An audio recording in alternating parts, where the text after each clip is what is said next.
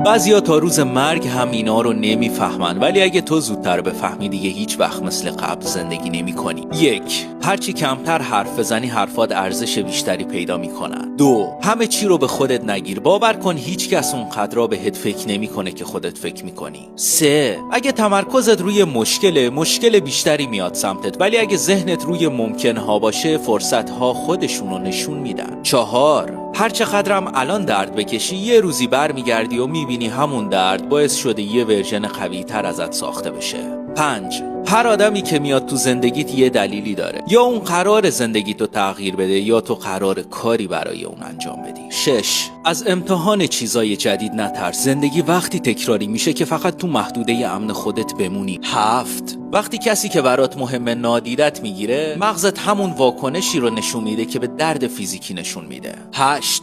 بعضی لحظه ها ارزششون رو وقتی میفهمی که فقط یه خاطره شدن. 9. وقتی شروع میکنی به چیزایی که قدر دانشی کم کم فراموش میکنی دنبال چی نیستی. 10.